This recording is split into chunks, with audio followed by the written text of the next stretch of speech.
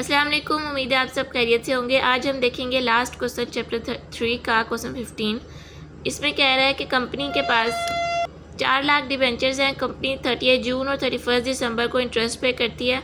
1 मई को कंपनी ने 500 अपने ही डिबेंचर्स खरीदे एज एन इन्वेस्टमेंट 97 रुपीज़ पे एक्स इंटरेस्ट के साथ। जनरल एंट्रीज हमने पास करनी है कि अगर कंपनी अपने ही खरीदे हुए डिबेंचर्स को कैंसिल कर दे at end of the year, या फिर उनको at the end of year 105 पे रीसेल कर दे। अगर हम डेट वाइज चलें तो सबसे पहले हमारे पास 1 मई की एंट्री आती है, जब हमने अपने ही डिबेंचर्स खरीदे। 500 डिबेंचर्स खरीदे हमने 97 की प्राइस पे। ऑन डिबेंचर्स अकाउंट डेबिट, और इंटरेस्ट जो है उस पर क्योंकि एक्स इंटरेस्ट के साथ था तो इंटरेस्ट अलग से कैलकुलेट करेंगे। Interest on debenture account debit और बैंक क्रेडिट।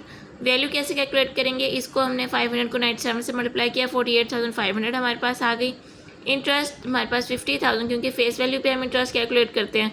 50,000 मल्टीप्लाई 12% इंटरेस्ट है, 4 मंथ्स का है। जनवरी से लेकर मई तक, मई का महीना तो अभी स्टार्ट नहीं हुआ ना, तो अप्रैल तक जो है वो हम कैलकुलेट करेंगे 4 मंथ्स का।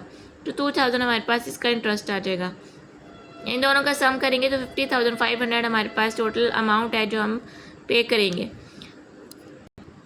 नेक्स्ट 30 जून पे फिर हमने इंटरेस्ट पे किया। इंटरेस्ट ऑन डिबेंचर पे करेंगे, बैंक अकाउंट क्रेडिट होगा, क्योंकि हमारे पास अपने डिबेंचर्स भी हैं, उन पे भी इंटरेस्ट कैलकुलेट करेंगे, तो इसको हम क्रेडिट करेंगे क्योंकि ये हमारे लिए बेनिफिट है।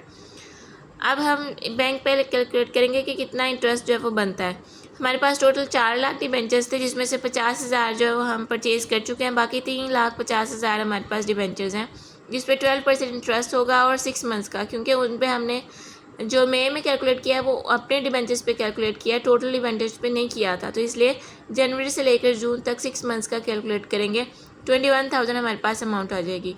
अपनी डिबेंचर्स पे जो कि 50,000 थे, हमारे पास 12% डिबेंचर्स, क्योंकि हम इसको मई के स्टार्ट में कर चुके हैं, तो बाकी मई और जून 2 मंथ्स का जो है हम कैलकुलेट करेंगे, जो कि हमारे पास 1000 अमाउंट आ जाएगी।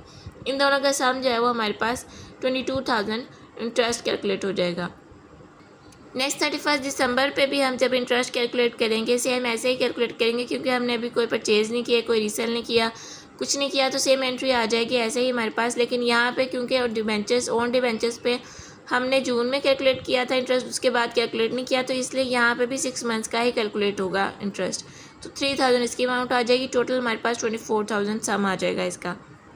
एट ईयर एंड बुक्स को क्लोज करेंगे तो हम इंटरेस्ट को, और या फिर हमारे पास कोई बेनिफिट है तो उसको प्रॉफिट एंड लॉस अकाउंट में ट्रांसफ़र करेंगे।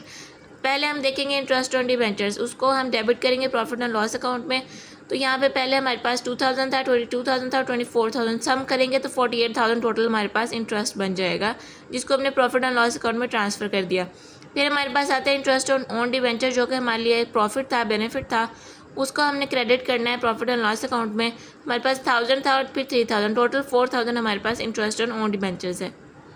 अब हमारे पास 2 सिनेरियोज आ जाते हैं, जो कि लास्ट में उन्होंने कहा था कि अगर अपने ही आप डिबेंचर्स जो है वो कैंसिल कर दें और या फिर उनको री इशू कर दें। पहले हम कैंसिल करने की एंट्री देखेंगे।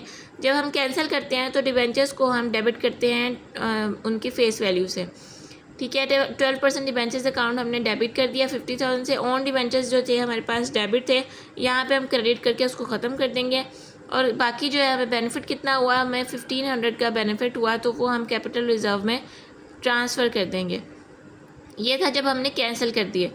अब बारी आती है जब हमने उसको रीसेल कर दिया, री इशू कर दिया लोगों को प्रीमियम पे 105 की प्राइस पे। ये हमें क्वेश्चन में मेंशन है।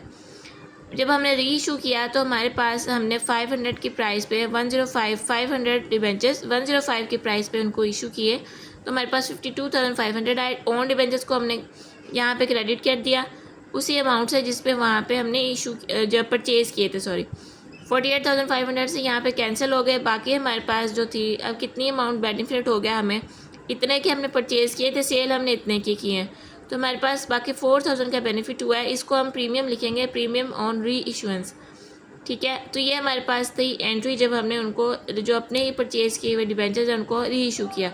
ये एंट्री डिफरेंट है, पिछले किसी क्वेश्चन में भी नहीं आई, तो इसको लाजमी प्रैक्टिस करिएगा।